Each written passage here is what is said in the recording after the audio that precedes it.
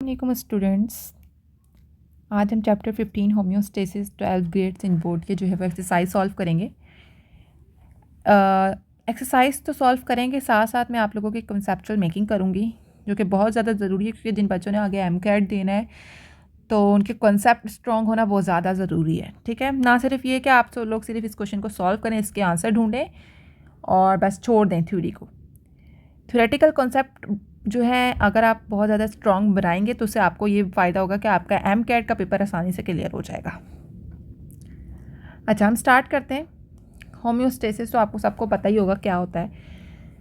अच्छा, थ्योरी सब पढ़ चुके होंगे, एग्ज़ाम्स करीब हैं, थ्योरी सब पढ़ चुके हैं। मैं ज़्यादातर थ्योरी आपको नहीं पढ़ाऊँगी, एक एक कॉन्सेप्ट आपका नहीं बनाऊँगी।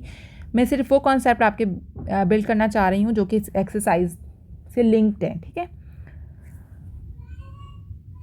बहुत सारे बच्चों के पास ऑब्वियस बात है इसके आंसर अब तक तो मौजूद होंगे, सॉल्व भी किया होगा बहुत सारे बच्चों ने। ठीक है, हम इसमें थोड़ा सा कॉन्सेप्चुअल मेकिंग कर लेते हैं इनके टॉपिक्स को भी हम साथ साथ कवर करेंगे ताकि जो है वो आपके टॉपिक भी कवर हो जाएं। अच्छा, स्टार्ट करते हैं। सबसे पहले number 1 exercise, question number 1, a self regulating process by which biological systems maintain stability while adjusting to the changing conditions called। कहना क्या चाह रहा है इसमें? वो कह रहा है कि एक सेल्फ रेगुलेटिंग प्रोसेस, एक ऐसा प्रोसेस जो खुद रेगुलेट कर रहा है अपने आप को। ठीक है, एक ऐसा सेल्फ रेगुलेटिंग प्रोसेस जिसके ज़रिए आपके पास जितने भी बायोलॉजिकल सिस्टम्स हैं, आपकी बॉडी क्या है, आपकी body is a biological system. ठीक है, तो वो जितने भी बायोलॉजिकल सिस्टम्स हैं वो अपनी स्टेबिलिटी को मेंटेन करके रखते हैं। वाइल क्यों मेंटेन करते हैं किस चीज़ को? कि वो अपनी जो चेंजिंग कंडीशंस हैं, चाहे अंदर से बॉडी के चेंजेस आ रहे हो, इंटरनल इन्वायरमेंट में चेंजेस आ रहे हो या एक्सटर्नल इन्वायरमेंट के अंदर चेंजेस आ रहे हो, ठीक है, उसको वो एडजस्ट करते हैं। उसको वो क्या करते हैं, उसको अडॉप्ट करके अपनी बॉडी को एडजस्टमेंट की तरफ लेकर जाते हैं। तो वो जो सेल्फ रेगुलेटिंग प्रोसेस है जिसके थ्रू ये होता है या जिस मैकेनिज्म के थ्रू होता है उसको हम क्या कहते हैं? Option number A homeostasis, homeostasis का तो हमें पता ही है। Number B is osmoregulation. Osmoregulation क्या होती है? ऑस्मो का वर्ड ऑस्मोलैरिटी से निकला है। ठीक है, जिसमें सॉल्यूट और वाटर बेस जो है वो हमारे पास रेगुलेशन हो रही है बॉडी के अंदर, सॉल्यूट एंड वाटर की in the internal environment between the extra cellular and the intra cellular. मतलब सेल के बाहर और सेल के अंदर जितना भी मटेरियल एक्सचेंज होना है, कितना सेल के अंदर पानी होना चाहिए, कितना सॉल्यूट होना चाहिए, कितना सेल के बाहर पानी होना चाहिए, कितना सॉल्यूट होना चाहिए, वो जो रेगुलेशन हो रही है उस प्रोसेस को हम कहते हैं ऑस्मो रेगुलेशन, या ये वो प्रोसेस है। तीसरा है एक्सक्रीशन। एक्सक्रीशन का मतलब पता है कि जितने भी बॉडी अपने जितने भी लिविंग ऑर्गेनिजम्स हैं वो अपनी बॉडी से जितने भी वेस्टफुल प्रोडक्ट्स हैं वो बाहर निकालते हैं, उसको एक्सक्रीशन का प्रोसेस कहते हैं। और चौथा है बायोलॉजिकल रिदम। बायोलॉजिकल रिदम जो है वो क्या होता है कि हर इंसान या हर लिविंग ऑर्गेनिज्म को अगर हम कंसिडरेशन के अंदर लेते हैं तो उससे क्या होता है कि हर लिविंग ऑर्गेनिज्म की बॉडी एक रिदम पे चलती है। ठीक है, जैसे हमारी बॉडी का क्या रिदम है कि ह्यूमन बीइंग या जितने भी लिविंग ऑर्गेनिजम्स हैं रात में क्या करते हैं, रेस्ट करते हैं, सुबह उठ के काम करते हैं। तो इसी तरीके से हमारी बॉडी में कुछ फंक्शंस ऐसे होते हैं जो आपकी बॉडी में डे टाइम पे पीक पर चल रहे होते हैं वो फंक्शंस। ठीक है, और रात के अंदर जो है वो स्लो डाउन हो जाते हैं आपके। जैसे मेटाबॉलिज्म जो है वो दिन के टाइम पे तेज़ चल रहा होता है, रात के टाइम पे आपका मेटाबॉलिज्म स्लो हो जाता है। तो ये जो आपकी साइकिल चल रही है एक नॉर्मली चल रही है, डे बाय डे एक रेगुलर रिदम में जा रहा है, इसको बायोलॉजिकल रिदम कहते हैं। अच्छा, तो क्या होगा इसका आंसर कि एक सेल्फ रेगुलेटिंग प्रोसेस है जिसमें बायोलॉजी का सिस्टम अपनी स्टेबिलिटी को मेंटेन कर रहा है while adjust changing conditions. Osmo regulation करता है बट सम हाउ वो लिमिटेड है, सिर्फ सॉल्यूट एंड सॉल्वेंट की बेस पे वो चेंज, उसकी कंडीशन सिर्फ ये है और कोई कंडीशन नहीं है, वो सिर्फ उस चीज़ के ऊपर अपने आप को स्टेबल करेगा। बायोलॉजिकल रिदम का हमारे पास चेंजिंग कंडीशंस के साथ ज़्यादातर लिंक नहीं होता।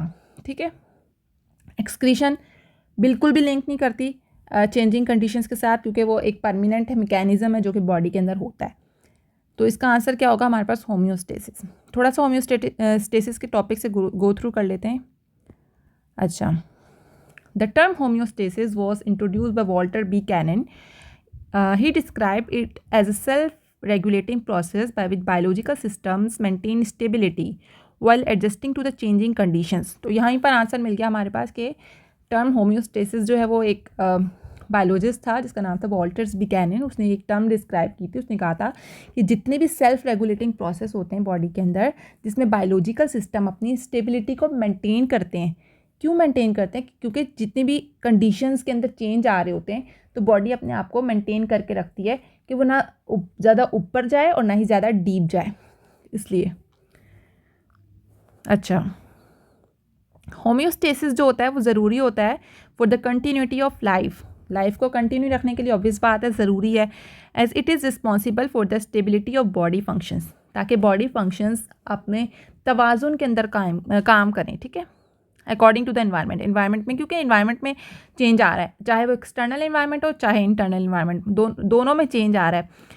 कंसिस्टेंट कोई भी नहीं है, लेकिन बॉडी क्या है, अपने आप को अपने बॉडी फंक्शंस को स्टेबल रखने के लिए होम्योस्टेसिस के मैकेनिज्म से गो थ्रू करती है. अच्छा, ऑर्गेनिजम्स लिविंग इन टेरेस्ट्रियल. अच्छा, इसका आंसर हमारे पास यहाँ पर है जो कि हम मार्क कर लेते हैं. This is the answer of MCQ number 1. ठीक हो गया. अच्छा, ऑर्गेनिजम्स आपके पास टेरेस्ट्रियल एनवायरनमेंट में रह रहे हैं, यानी कि ज़मीन पे रह रहे हैं. कुछ ऑर्गेनिजम्स हैं जो कि एक्वेटिक एनवायरनमेंट में रह रहे हैं, पानी के अंदर रह रहे हैं.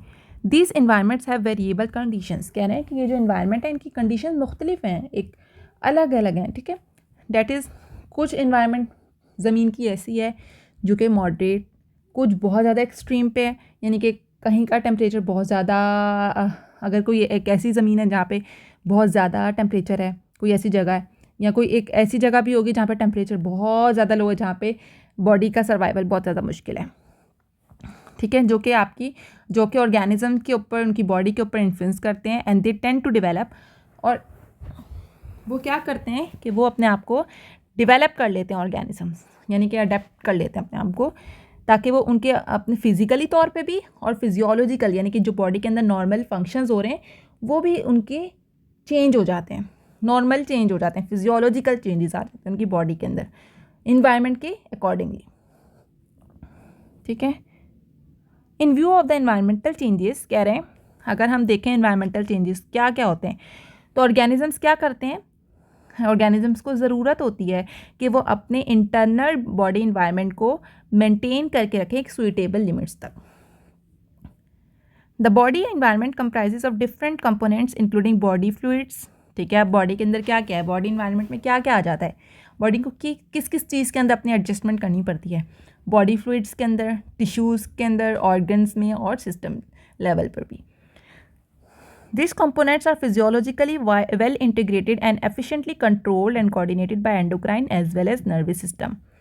अब जितने भी बॉडी के पार्ट है ना, वो अल्लाह ताला ने ऐसा निज़ाम बनाया कि वो फिजियोलॉजिकली तौर पे वेल इंटीग्रेटेड और एफिशिएंटली कंट्रोल हो रहे हैं. किससे कंट्रोल हो रहे हैं? आपका एंडोक्राइन सिस्टम जो कि हार्मोनल बेस्ड कंट्रोल, ठीक है, उससे कंट्रोल हो रहे हैं. इसके साथ साथ आपका नर्वस सिस्टम भी कंट्रोल करता है. These systems ensure the proper performance of the homeostatic regulatory functions like osmoregulation, excretion and thermoregulation. कह रहे हैं कि ये सिस्टम क्या क्या होम्योस्टेटिक रेगुलेटरी फंक्शंस करते हैं, लाइक ऑस्मोरेगुलेशन करते हैं, ठीक है, एक्सक्रीशन करते हैं और थर्मोरेगुलेशन करते हैं.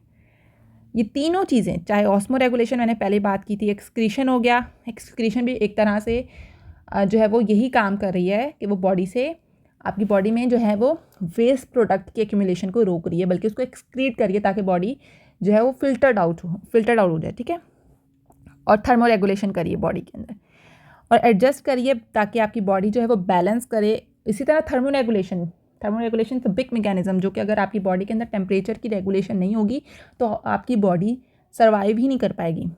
ठीक है, in the body and adjust to maintain the balance between the external and the internal body environment. और इस तरह हमारे पास एक्सटर्नल और इंटरनल बॉडी इन्वायरमेंट मेंटेन करें. अच्छा, एक ये हमारे पास क्वेश्चन इस तरीके से भी पूछा जा सकता था, यहाँ पर तो आपको पता है कि ये सेल्फ रेगुलेटिंग प्रोसेस होम्योस्टेसिस है, बट इसकी कुछ टाइप्स होती हैं। कुछ कह सकते हैं कि इसके कुछ टाइप्स इस तरीके से हैं कि एज अ फंक्शन के तौर पे हम इसको क्लासीफाई कर सकते हैं कि ऑस्मो रेगुलेशन यानी कि सॉल्यूट और सॉल्वेंट की होम्योस्टेसिस, एक्सक्रीशन जो कि वेस्ट प्रोडक्ट की होम्योस्टेसिस को कंट्रोल कर रही है, और थर्मो रेगुलेशन जो कि टेम्परेचर की रेगुलेशन। ये सारे होम्योस्टेसिस के कंपोनेंट्स हैं। ठीक हो गया। अब हम चलते हैं नेक्स्ट एमसीक्यू देख लेते हैं। इसके अंदर हमारे पास जो है वो, एक सेकेंड, अच्छा, एमसीक्यू नंबर 2 है, which doesn't maintain a stable homeostatic condition, rather it intensifies the change that is happening to the body. कह रहा है कि आपके पास क्या चीज़ है जो कि मेंटेन नहीं करती स्टेबल होम्योस्टेटिक कंडीशन को, बजाय कि वो इंटेंसिफाई कर देती है कोई तब्दीली आई, पहले ही बात की, कोई तब्दीली आती है, बॉडी उस पर रिस्पॉन्ड करती है और होम्योस्टेसिस का मैकेनिज़्म उसके अगेंस्ट जाता है। जो तब्दीली आती है आपकी बॉडी उसके अगेंस्ट जाके अपने आप को जो है वो स्टेबिलिटी के अंदर रखती है। तो कह रहा है कि कौन सी ऐसी चीज़ है जो कि स्टेबल नहीं करी, होम्योस्टेटिक कंडीशन को मेंटेन नहीं करी है, बजाय वो क्या करी है, वो जो चेंज तब्दीली जो आई है उसको इंटेंसिफाई करी है। नेगेटिव फीडबैक क्या करती है, बता देती हूँ मैं। नेगेटिव फीडबैक क्या करती है आपके पास, जब भी कोई चेंज आता है बॉडी के अंदर, फॉर एग्जांपल बॉडी के अंदर नहीं, आपके इन्वायरमेंट में चेंज आया, चलो हम एग्जांपल ले लेते हैं, आपके इन्वायरमेंट में चेंज आया, बहुत ज़्यादा गर्मी पड़ रही है, ठीक है, टेम्परेचर आपका बहुत ज़्यादा हाई चले गया, ठीक है, इन्वायरमेंट का। आपकी बॉडी का एक पार्ट होता है हाइपोथैलेमस ब्रेन का, ठीक है, जो क्या करता है, थर्मो रेगुलेशन का काम करता है, टेम्परेचर कंट्रोल करता है। वो उस टेम्परेचर को कहता है कि इतना ज़्यादा बॉडी के अंदर टेम्परेचर जो है वो बढ़ जाएगा, क्योंकि बाहर का टेम्परेचर ज़्यादा है, तो उस टेम्परेचर को कंट्रोल करता है ताकि बॉडी का टेम्परेचर बाहर के टेम्परेचर जितना ना पहुंच पाए, क्योंकि सारे बॉडी फंक्शन फिर ख़राब होंगे। तो ये कौन सा फीडबैक है ना, एक रिस्पॉन्ड है, तो कर रहा है उस चीज़ को।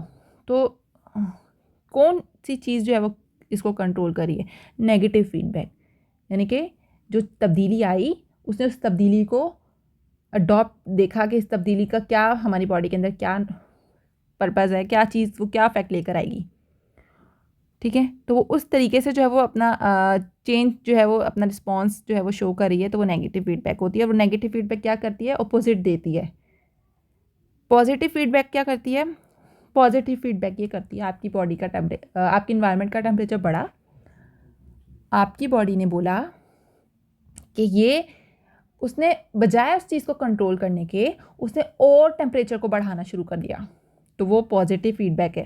यानी कि जो तब्दीली आई उस तब्दीली को जो चीज़ और बढ़ा रही है, इंटेंसिफाई कर रही है, वो पॉजिटिव फीडबैक होती है। तो इस क्वेश्चन का आंसर क्या होगा, पॉजिटिव फीडबैक। फीडबैक सिस्टम, अब फीडबैक सिस्टम हम इसलिए आंसर लगाएंगे इसका क्योंकि इसमें आपके पास टू द पॉइंट बात की हुई है। अगर इसके ऊपर हम फीडबैक सिस्टम का आंसर लगा देंगे ना, तो ये बात हमें जहन में रखनी चाहिए कि फीडबैक सिस्टम दो तरह के होते हैं, पॉजिटिव भी और नेगेटिव भी। तो इसमें सिर्फ उस चीज़ की बात हो रही है, नेगेटिव तो ये काम नहीं करता, इस वजह से फीडबैक सिस्टम का नहीं होगा इसके अंदर। अच्छा जी, ये हो गया। उसके बाद हमारे पास है एक्सक्रीशन का।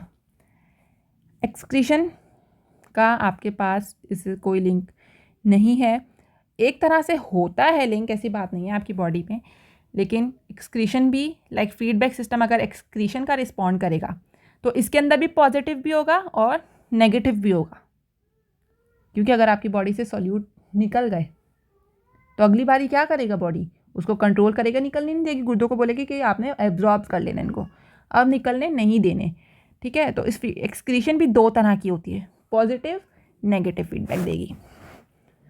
तो इसी वजह से हम एक्सक्रीशन को भी जो है वो कंसीडर नहीं करेंगे कि ये सिर्फ जो है वो इंटेंसिफाई करेगी चेंज को, नहीं। अगर पॉजिटिव एक्सक्रीशन फीडबैक दे, एक्सक्रीशन के अंदर अगर पॉजिटिव फीडबैक आएगा तो फिर हम कह सकते हैं कि ये इंटेंसिफाई करेगा चेंज को। यानी कि किस तरीके से बॉडी से या एक्सक्रीशन में अगर सॉल्यूट या सॉल्वेंट जो भी चीज़ बॉडी से ज़्यादा निकल गई, तो बॉडी अगर पॉजिटिव फीडबैक इंटेंसिफाई करेगी अगर चेंज को, तो वो क्या करेगी, वो और ज़्यादा निकाल देगी, तो वो ख़राब चीज़ है। तो excretion is covering both positive and negative feedback, जिसकी वजह से हम इसको कवर नहीं करेंगे इसके अंदर। अच्छा जी, नेक्स्ट इज़, अच्छा थोड़ा सा देख लेते हैं इसमें से पॉजिटिव और नेगेटिव फीडबैक के इसको हम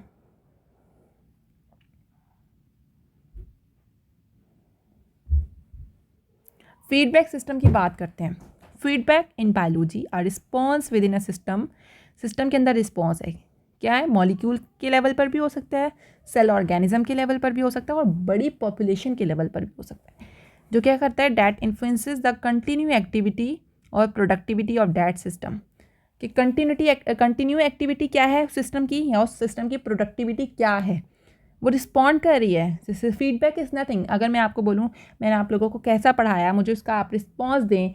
कुछ बच्चे उसमें से मुझे अच्छा रिस्पॉन्स देंगे कि आपने अच्छा पढ़ाया, कुछ बच्चे मुझे बोलेंगे आपने अच्छा नहीं पढ़ाया, ठीक है। तो वो आपका फीडबैक है, आपका रिस्पॉन्स जो है वो एक फीडबैक है।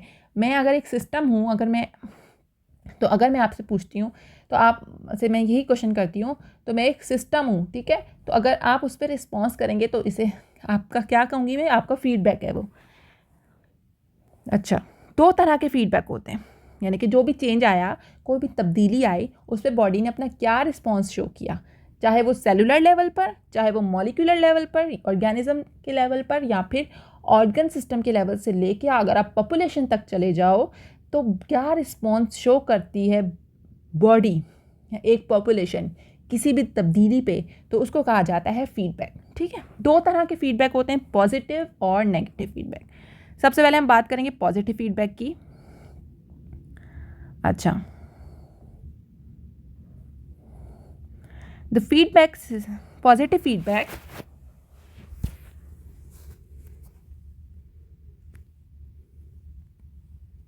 अच्छा एक सेकेंड, अच्छा स्टार्ट करते हैं दोबारा। अच्छा, पॉजिटिव फीडबैक जो है हमारे पास कंसर्न विद द इंक्रीज और इनिशिएट द चेंजेस। एक सेकेंड, अच्छा एक सेकेंड, सॉरी। अच्छा जी, कह रहे हैं कि जो पॉजिटिव फीडबैक है वो कंसर्न करती है विद द इंक्रीज और initiate the change of output from any biological process. ये बात देख लो, इसमें से क्या कह रहा है कि जो पॉजिटिव फीडबैक होती है वो किस चीज़ के साथ कंसर्न करती है, कि आपके पास इंक्रीज़ हो रही है या इनिशिएट कर रहा है वो तब्दीली का जो आउटपुट देना चाह रहा है वो एनी बायोलॉजिकल प्रोसेस। कोई भी बायोलॉजिकल प्रोसेस के अंदर वो, अगर कोई भी बायोलॉजिकल प्रोसेस है और उसके अंदर तब्दीली आई, ठीक है, वो तब्दीली चाह रहा है, तो वो क्या करेगा, उस चीज़ को बढ़ाएगा। पॉजिटिव फीडबैक क्या करेगा, आउटपुट को बढ़ाएगा, ठीक है, इंक्रीज़ करेगा, ठीक है। किसी भी बायोलॉजिकल प्रोसेस के आउटपुट की जो तब्दीली आ रही है ना, तब्दीली आ रही है जो आउटपुट में, वो उसको इंक्रीज़ करेगा।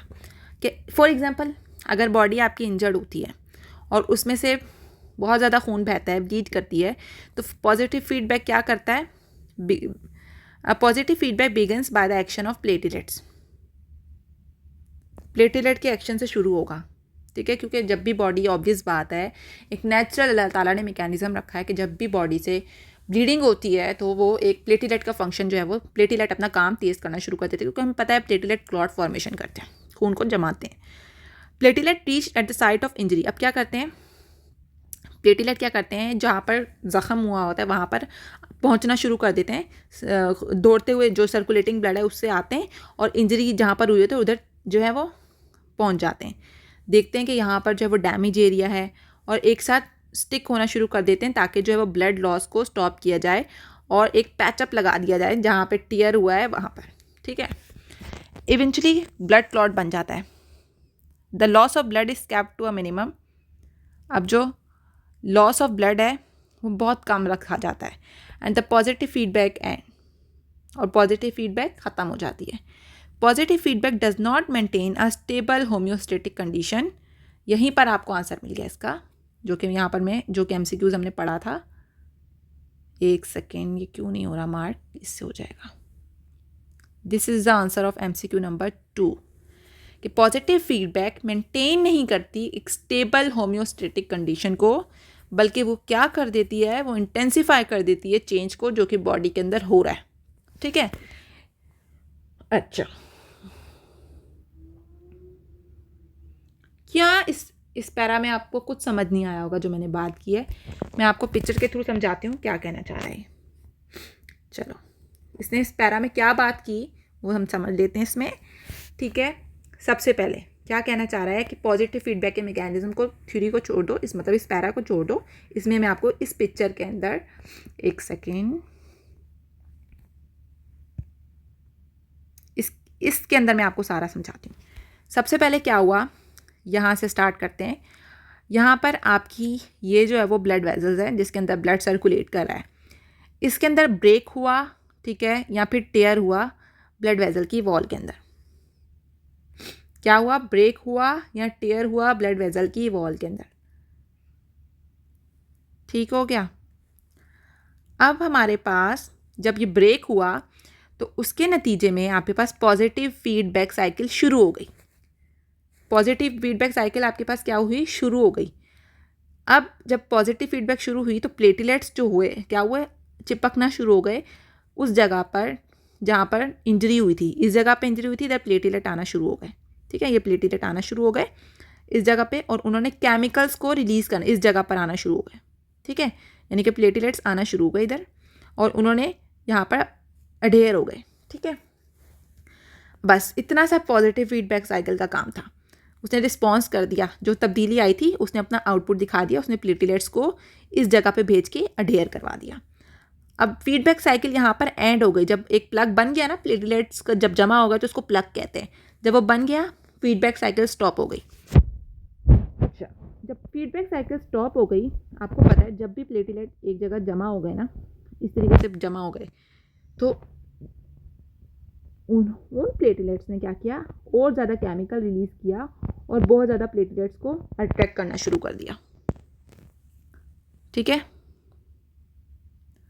रिलीज केमिकल्स ने अट्रैक्ट किया मोर प्लेटलेट्स को। इन प्लेटलेट ने केमिकल रिलीज़ किया, ठीक है, और उसने बहुत ज़्यादा प्लेटलेट को क्या किया, अट्रैक्ट करना शुरू किया। अब जब प्लेटलेट्स और ज़्यादा अट्रैक्ट हुए उस जगह पे, तो बाकी जगह पे क्या होगा, टेयर आ जाएगा। सिंपल, ब्रेक और टेयर आ जाएगा ब्लड वॉल के अंदर।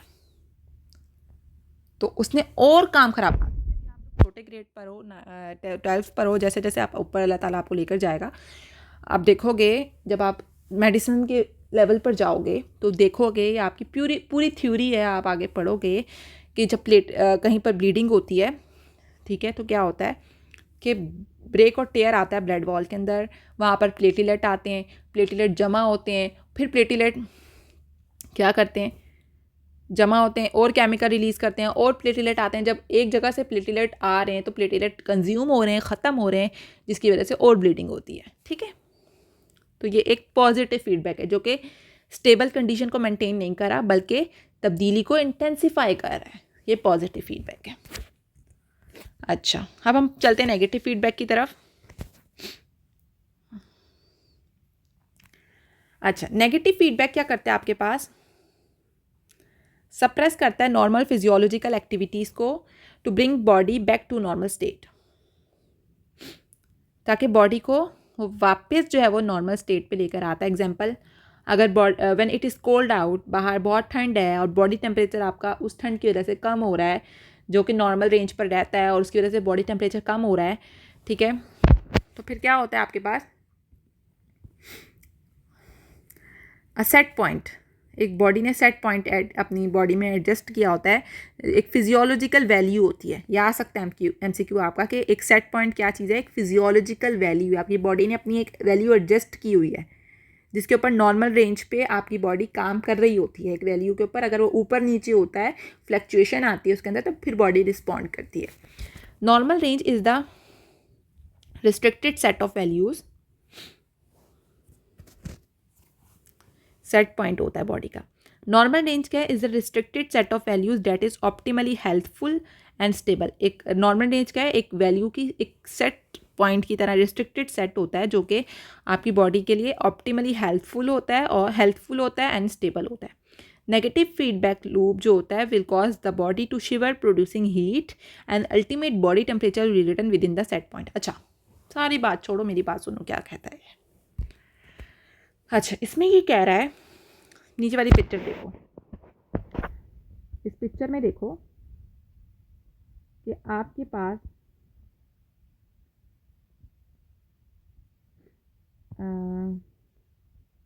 यहाँ से स्टार्ट करते हैं, ठंड से, कोल्ड थी, आप इन्वायरमेंट में ठंड है, ठीक है, इन्वायरमेंट में ठंड है, आपकी बॉडी के जो ब्रेन का पार्ट हाइपोथैलेमस उसने उस चीज़ को देख लिया।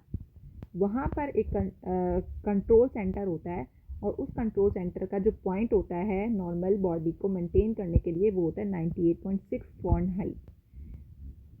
98.6 फ़ारेनहाइट जो होता है या आपका नॉर्मल बॉडी टेम्परेचर होता है, ठीक है, जो कि आपके हाइपोथैलेमस यानी कि जो कि ब्रेन का एक पार्ट है उसने सेट किया हुआ है, इसको हम सेट पॉइंट कहते हैं। उसके पास एक कंट्रोल सेंटर है, आप बाहर ठंड थी, बॉडी ब्रेन ने उसको सेंस किया, कंट्रोल सेंटर तक वो बात गई और फिर वहाँ से कंट्रोल सेंटर से डायरेक्ट रिस्पॉन्स आएगा, ठीक है, डायरेक्ट रिस्पॉन्स आ रहा है और फिर अफेक्ट आएगा बॉडी में।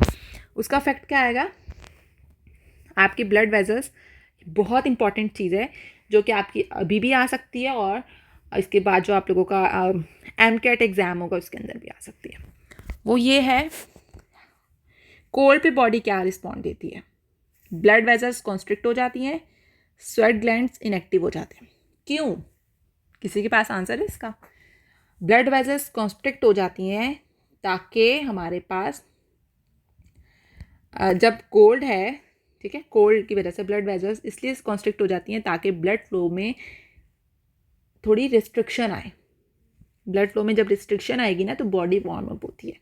और दूसरा, स्वेट ग्लैंड्स इनएक्टिव हो जाते हैं, ठंड है ना, स्वेट अफेक्ट क्या आता है, स्वेट ग्लैंड इनएक्टिव हो जाते हैं ठंड की वजह से। अभी अफेक्ट ये आया, डायरेक्ट रिस्पॉन्स, अभी अफेक्ट ये आ रहा है, अब उसमें आपके पास नेगेटिव फीडबैक ने अभी अपना अफेक्ट नहीं दिया, ये बात याद रखना, ये अफेक्ट बॉडी का अफेक्ट आ रहा है, बॉडी का अफेक्ट है, यानी कि जब ठंड होती है तो बॉडी का कंट्रोल सेंटर है, उसने उस चीज़ को देखा, ठीक है, और उसने ठंड पे क्या, पहले तो कोई चीज़ तब्दीली आएगी, उस तब्दीली को जब मुझे फील होगी तो मैं अपना अडॉप्ट करूँगी ना अपने आप को। तो फील यानी कि एक चीज़ है, उसने मुझ पर अफेक्ट डाला तो मैं अपने आप को अडॉप्ट कर रही हूँ ना। तो इसी तरह ठंड ने क्या अफेक्ट डाला कि आपकी ब्लड वेजल्स कॉन्स्ट्रिक्ट हो जाती हैं, खून जमता है ना ठंड के अंदर, क्यों, क्योंकि जो खून की नालियाँ होती हैं वो तंग हो जाती हैं।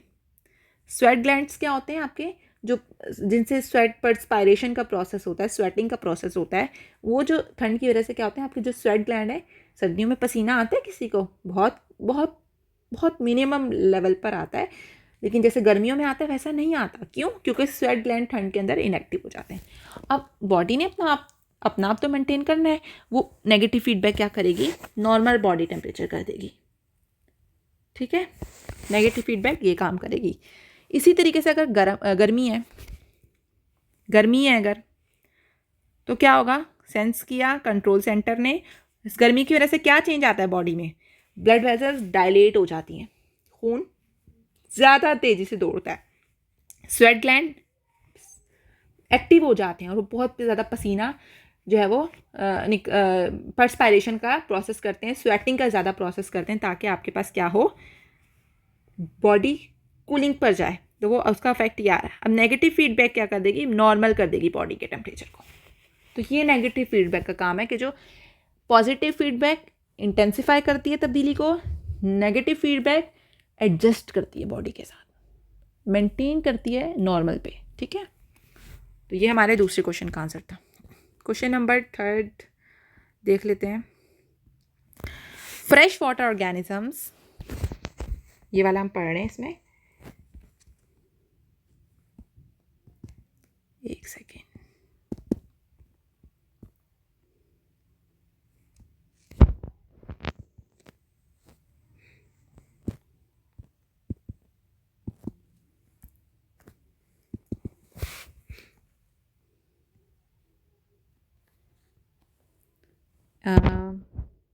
why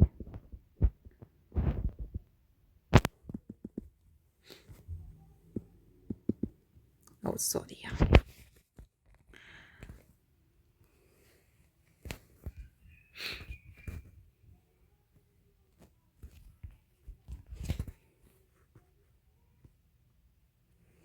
अच्छा, question number 3, fresh water organisms also have specialized cells located in their gills and in skin, which actively secrete sodium, chloride and calcium from external medium and excrete hydrogen or basic for acidic base balance in the body fluid alcohol। कह रहा है कि आपके पास जो fresh water organisms होते हैं उनके पास specialise sales होते हैं उनके गिल्स के अंदर और उनकी स्किन के अंदर, जो क्या करते हैं सोडियम को, क्लोराइड को, कैल्शियम को एक्सटर्नल मीडियम एक्टिवली एक्सट्रैक्ट कर लेते हैं, यानी कि जो बाहर का मीडियम है वो ले लेते हैं, सोडियम क्लोराइड एंड कैल्शियम को एक्सट्रैक्ट कर लेते हैं और हाइड्रोजन और बाइकार्बोनेट को निकाल देते हैं acid base balance body fluids के अंदर मेंटेन करने के लिए। तो वो क्या होता है? Granulocyte, lymphocyte, podocyte and ionocyte. जहाँ तक मुझे लगता है लिम्फोसाइट नहीं हो सकता। Lymphocyte is a type of white blood cells. Granulocyte भी वाइट ब्लड सेल्स की टाइप होती हैं।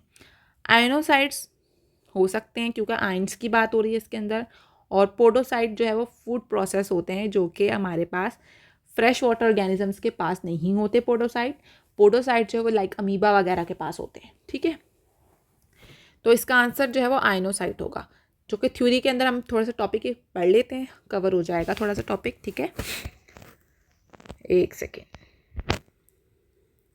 मैं आपको बस बेसिक ताकि वीडियो जो है वो ज़्यादा लेंदी ना हो। हाँ, जिसको जो टॉपिक समझ ना आए आप खुद भी रीड करें, नहीं आता आप कमेंट सेक्शन में मुझे बताएं। ठीक है, फिर मैं उस टॉपिक पे आपको वीडियो जो है वो बनाकर आपको वो टॉपिक जो है वो कवर करवा दूँगी। अच्छा जी, अच्छा हम ऑस्मो रेगुलेशन पढ़ लेते हैं फ्रेश वाटर हैबिटेट के अंदर कैसे होती है। कहते हैं कि जो फ्रेश वाटर एनिमल्स होते हैं जो बिल्कुल साफ़ पानी में रहते हैं, जो कि फ्रेश वाटर होता है, उसके उन एनिमल्स के पास जो है वो इंटरनल हाइपरटोनिक होती है, एक्सटर्नल। अच्छा, ये देखो यहाँ पर मैं थोड़ा सा बता देती हूँ। This is fresh water. ठीक है, फ्रेश वाटर में क्या होगा? ज़्यादातर मुझे बताओ क्या होगा? Pure water. Fresh water is the pure water. ठीक है, pure water, fresh water pure water है। प्योर वाटर की ऑस्मोलैरिटी मुझे कोई बताएगा क्या होगी? हाइपरटोनिक होगी या हाइपोटोनिक होगी? हाइपोटोनिक। क्या होगी? हाइपोटोनिक, क्योंकि वो प्योर है, उसमें सॉल्यूट्स कम है, तो क्या होगी उनकी ऑस्मोलैरिटी? हाइपोटोनिक। हाइपो, ठीक है, ये बात याद रखनी है। अच्छा, जो ऑर्गेनिजम्स अंदर हैं इसके, ठीक है, इसमें समझो फिश रह रही है, ठीक है। अब जो फिश है उसके हमारे पास क्या होगा? जब इसकी हाइपो है, ठीक है, तो अंदर क्या होगा?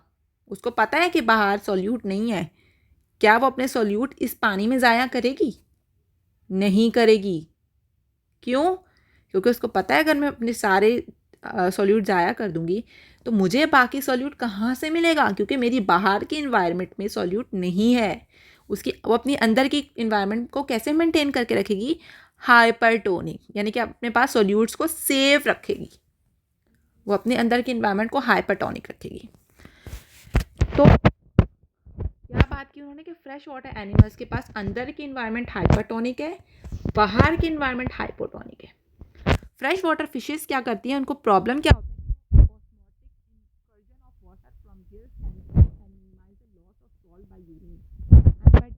क्या कह रहे हैं कि जो फ्रेश वाटर फिशेस होती हैं उनको प्रॉब्लम क्या है? प्रॉब्लम ये है कि उनके बाहर बहुत ज़्यादा प्योर वाटर है, हाइपोटोनिक एनवायरनमेंट है, जिसकी वजह से अपने पानी को वो क्या करती हैं? किससे निकालती है? गिल्स और स्किन के थ्रू निकालती रहती हैं, क्योंकि पानी बहुत है। पानी ऑब्वियस बात है अंदर जा रहा है, उनकी बॉडी के पानी है ही बाहर बहुत ज़्यादा, अंदर पानी जा रहा है, तो वो उस पानी एक्स्ट्रा पानी भी तो जा रहा है ना, जितनी ज़रूरत से ज़्यादा जा रहा है, क्योंकि वो ऐसी इन्वायरमेंट में रह रही हैं जो कि फ्रेश वाटर है। और दूसरी बात, उसमें सॉल्यूट भी नहीं है, प्योर है, हाइपोटोनिक है। ठीक है, तो वो क्या करती हैं? वो ऑस्मोटिक इंकर्जन ऑफ वाटर करती हैं, मतलब पानी को अपने गिल्स के थ्रू और स्किन के थ्रू निकालती रहती हैं और सॉल्ट को सेव करके रखती हैं, मिनिमाइज करती हैं कि सॉल्ट ना जाए। ठीक है, बाय यूरिन।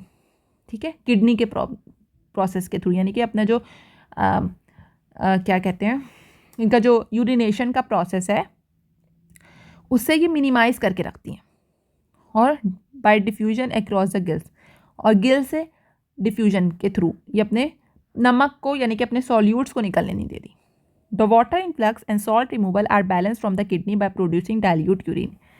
कह रहे हैं कि जो पानी अंदर आ रहा है और सॉल्ट की जो रिमूवल है वो किडनी बैलेंस करी होती है, कैसे? Bye producing dilute urine. क्यों डाइल्यूट यूरिन आ रहा है, मुझे कोई बताएगा यहाँ पर क्यों? क्योंकि वो हाइपोटोनिक एनवायरनमेंट में रह रही है ना, तो पानी तो वो निकालेंगी, और ऐसा पानी निकालेंगी कि वो अपने सॉल्यूट्स को बचा के रखनी है। तो किस तरह का यूरिन आएगा? डाइल्यूट आएगा, कंसनट्रेटेड नहीं आएगा। कंसनट्रेटेड इसलिए नहीं आ रहा क्योंकि उनके पास सॉल्ट पहले ही नहीं है। वो सॉल्ट को अपनी किडनी और यानी कि जो यूरिनेशन का प्रोसेस है उससे सेव करके रख रही हैं, और पानी कैसा जो है वो बाहर निकाल रही है, तो डाइल्यूट यूरिन प्रोड्यूस करिए। अच्छा, the filtration rate in kidney is high. कह रहा है कि जो फिल्ट्रेशन रेट होता है किडनी के अंदर इनकी हाई होता है, and they are specialise to actively reabsorb salts and send them back into the blood. कि रीएब्जॉर्ब कर रही हैं सॉल्ट को, सेंड बैक कर रही हैं इनटू द ब्लड के अंदर।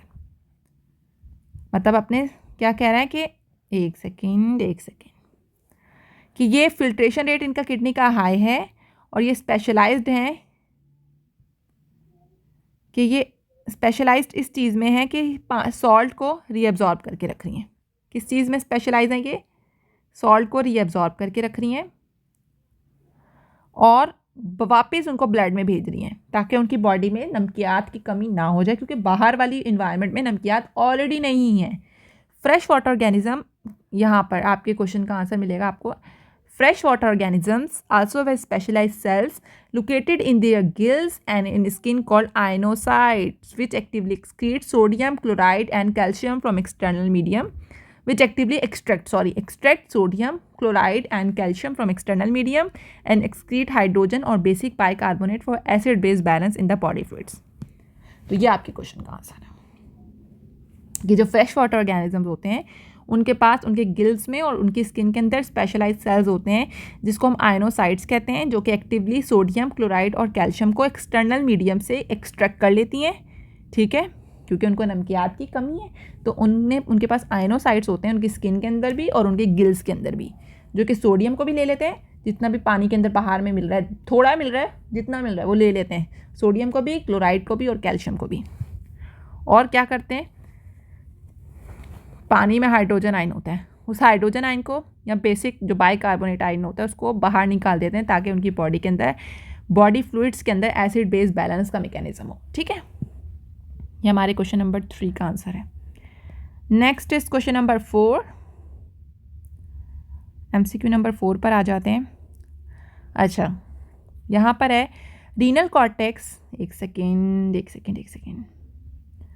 यहाँ पर question number 4, renal cortex produces an important hormone necessary for the synthesis of RBC. क्या है? रीनल कॉर्टेक्स इंपॉर्टेंट हार्मोन बनाता है जो कि ज़रूरी होता है आरबीसी की सिंथेसिस के लिए। Erythropoietin, leukopoietin, thrombopoietin and renin. इसको आप अभी रहने दो, हम थोड़ा थ्योरी पढ़ लेते हैं, वहाँ पे खुद ब खुद आपके पॉइंट क्लियर हो जाएंगे।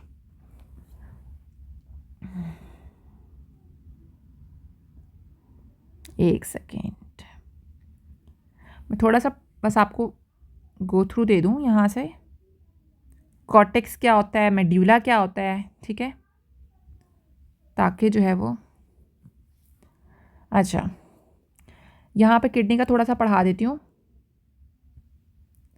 किडनी कह रहे हैं, यहाँ से मैं यहाँ तक थोड़ा सा पढ़ाऊँगी आप लोगों को। किडनीज हैव 2 डिस्टिंक्ट रीजन्स, यानी कि बाहर से तो आपको किडनी एक ही है, लेकिन अंदर उसके 2 अलग मुख्तलिफ रीजियंस हैं। बाहर वाला जो हिस्सा है उसको कहते हैं कॉर्टेक्स, और जो अंदर वाला हिस्सा होता है उसको कहते हैं मेड्यूला। थोड़ा सा पिक्चर से दिखाना पड़ेगा मुझे, पता तो आप सबको होगा, एग्ज़ाम्स भी करीब हैं, ठीक है, पता होना भी ज़रूरी है। चल देख लेते हैं, यहाँ पर आपको कोई पिक्चर नहीं दी है, जो ओल्ड वर्जन था बुक का उसमें मौजूद थी, यहाँ पर आपको नहीं दिखाई हुई। ठीक है, एक सेकेंड,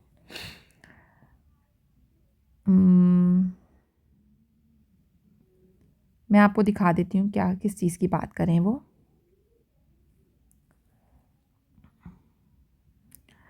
किडनी,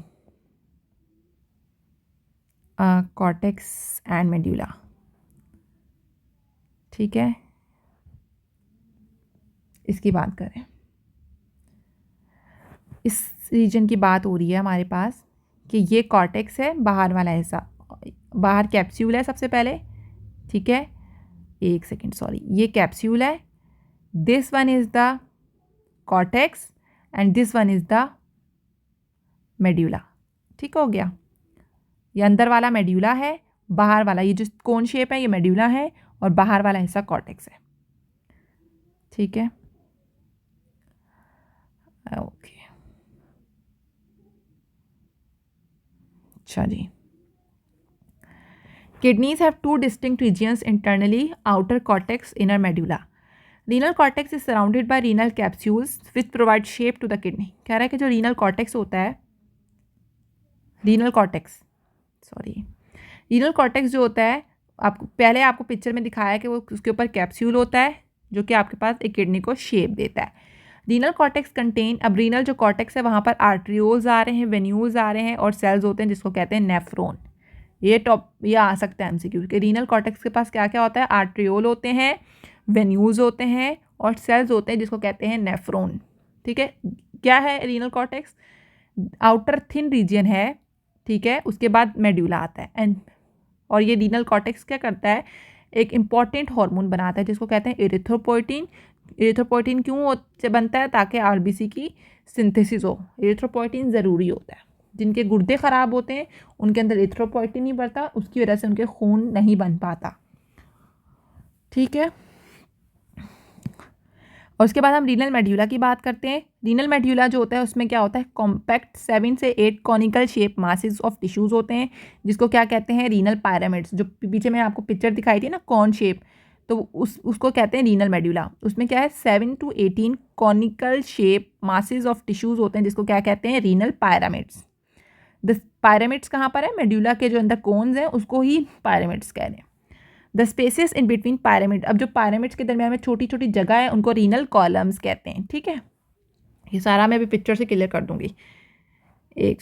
अच्छा, मेड्यूला रीजियंस जो होते हैं उसमें क्या मोस्टली क्या होता है, मेड्यूला वाले हिस्से के अंदर कौन सा पार्ट आता है, नेफ्रॉन का, लूप ऑफ हेनले आते हैं और कलेक्टिंग डक्ट आते हैं। ये बात बहुत इंपॉर्टेंट है, इतनी इंपॉर्टेंट है ना कि आपके पास ये एमकैट में या आपके पेपर में आ सकती है कि रीनल मेड्यूला के अंदर कॉर्टेक्स में क्या है, मेड्यूला में क्या है, ये दोनों बातें पता। कॉर्टेक्स पे क्या है, आर्ट्रियोल है, वेन्यूल है और नेफ्रॉन्स हैं, ठीक है। और कौन से हार्मोन बना रहा है, इरिथ्रोपोइटिन बना रहा है, ठीक है। रेनिन भी बनाता है जो कि नीचे लिखी हुई है बात। अच्छा, रीनल मेड्यूला के अंदर क्या है, पायरामिड्स हैं, पायरामिड्स के जो दरमियान में स्पेस है इसको कॉलम्स कहते हैं। और मेड्यूला के अंदर क्या क्या आ जाता है, लूप ऑफ हेनले आ जाता है नेफ्रॉन का और कलेक्टिंग डक्ट आ जाता है। कह रहा है यूरिन जो होता है कलेक्टिंग डक्ट में इंटर होता है और वहाँ से वो बाहर हाइलम जो किडनी का आखिरी हिस्सा होता है, जो जहाँ से आपके पास यूरेटर एंटर हो रहा होता है उस चीज़ को हाइलम कहते हैं, वहाँ से फ्लो कर जाता है और फिर पेल्विस में आता है और यूरेटर से फिर बॉडी से बाहर निकल जाता है, ठीक है, यूरिन। एक सेकेंड, अच्छा मैंने यहाँ पर एक टॉप चीज़ पढ़ी थी, आई थिंक इधर ही है, एक second, no not here, structure of nephron, blood supply, functions, इधर थोड़ी सी मैं यहाँ से पढ़ा दूँ, थोड़ा सा यहाँ से थोड़ा सा कवर कर लेते हैं। Kidneys are very important homeostatic organs. It filters our blood and excrete waste and extracellular fluid from our body by urine. कह रहा है किडनी बहुत इंपॉर्टेंट होम्योस्टेटिक ऑर्गन है। क्या करता है, ये फिल्टर करता है आपके ब्लड को भी और जितने भी गंदे मादे होते हैं बॉडी से उनको निकाल के बाहर फेंकता है, किस सूरत में, यूरिन की फॉर्म में। Kidney also work as an endocrine organ के तौर पर भी काम करता है।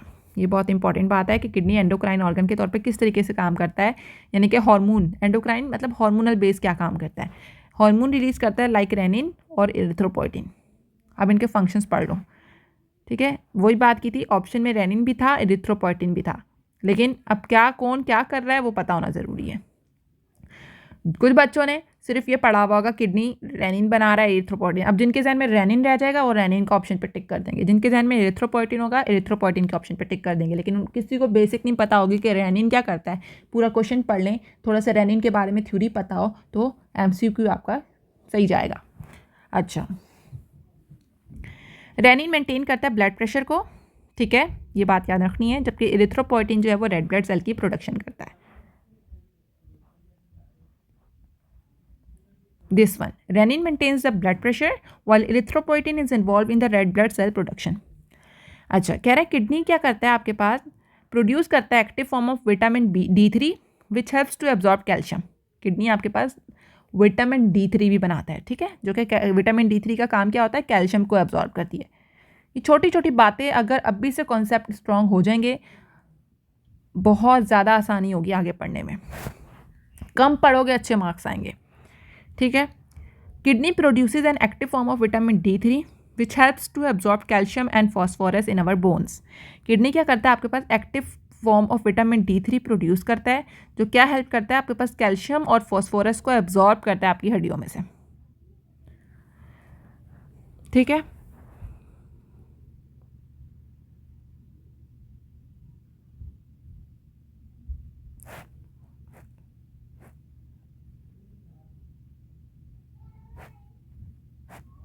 ठीक है, आपकी हड्डियों में कैल्शियम को और फॉस्फोरस को एब्जॉर्ब कराने वाली चीज़ कौन सा विटामिन है, vitamin D3।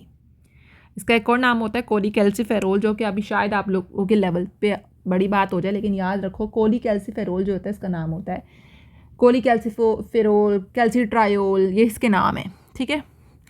This important minerals की बोन स्ट्रॉन्ग, इस तरह ये इंपॉर्टेंट मिनरल्स जब विटामिन D3 आपकी बोन्स के अंदर एब्जॉर्ब करवा रहा है तो उससे क्या हो रहा है, बोन स्ट्रॉन्ग हो रही है।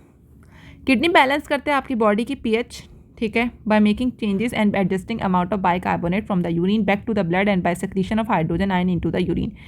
एसिड बेस बैलेंस यानी कि pH को कैसे मेंटेन कर रहा है कि बाइकार्बोनेट को यूरिन से एब्जॉर्ब कर लेता है ब्लड के अंदर वापस, और हाइड्रोजन आयन को यूरिन में वापस भेज देता है। किडनी, एक सेकेंड, किडनी रेगुलेट करता है वाटर बैलेंस को। अच्छा, किडनी रेगुलेट्स करता है वाटर बैलेंस को किस तरीके से, डाइल्यूट और कंसनट्रेटेड यूरिन प्रोड्यूस करता है, मतलब क्या एक्सटर्नल इन्वायरमेंट चल रही है उसके मुताबिक, अगर डाइल्यूट यूरिन प्रोड्यूस करना है तो वो डाइल्यूट यूरिन प्रोड्यूस करेगा, अगर कंसनट्रेटेड यूरिन प्रोड्यूस करने की कंडीशन है तो वो कंसनट्रेटेड यूरिन करेगा, वह अपनी एडजस्टमेंट खुद करता है। The process of producing urine occurs in 3 stages. कह रहा है कि हमारे पास जो यूरिन प्रोड्यूस करने का प्रोसेस है वो 3 स्टेजेस के अंदर होता है। ग्लोमेरुलर फिल्ट्रेशन होती है, सबसे पहले फिल्टर होता है, फिर जो proximal convoluted tubule distal convoluted tubule तक जाता है, ट्यूबुलर सेक्रीशंस होती हैं, और सिलेक्टिव रीअब्जॉर्प्शन होती है, ठीक है। या आप लोगों ने थ्योरी में सब पढ़ा होगा, ठीक है। अभी मैं यहाँ पर सिर्फ आपके MCQ बेस्ड थ्योरी को कवर कर रही हूँ। अब हम देख लेते हैं नेक्स्ट हमारे पास क्वेश्चन क्या था। अच्छा, इसका आंसर क्वेश्चन नंबर 4 का मैं बता देती हूँ। Renal cortex produces an important hormone necessary for the synthesis of RBC। Obvious बात है, एरिथ्रोपोइटिन। अगर यहाँ पर बात की होती renal cortex produces an important hormone for the synthesis for the control of blood pressure, तो आप लोग क्या लगाते हैं, आप रेनिन लगाते फिर, ठीक है। नेक्स्ट है glomerulus have specialised cells that are wrap around blood capillaries, ठीक है। कह रहे हैं ग्लोमेरुलस के पास स्पेशलाइज्ड सेल्स होते हैं जिसके गिर्द जो है वो ब्लड कैपिलरीज रैप्ड हुई होती हैं, और जो कि एक्टिव रोल प्ले कर रहा होता है कि वो प्रिवेंट करता है कि प्लाज्मा प्रोटीन्स को यूरिनरी जो फिल्ट्रेट है ना उसके अंदर ना चले जाए, यानी कि प्रोटीन्स को बचा के रखता है, वो एक्सक्रीशन में नहीं जाने देता। तो वो क्या होता है, epithelial cells, endothelial cells, podocyte cells, none of them. Theory पढ़ते हैं फिर देखते हैं क्या। ओके स्टूडेंट, आपने अभी तक क्वेश्चन नंबर 4 तक सॉल्व किया है। क्वेश्चन नंबर 5 जो है वो मैं नेक्स्ट पार्ट में इस वीडियो के कवर करती हूँ, ठीक है। ओके, अल्लाह हाफिज़।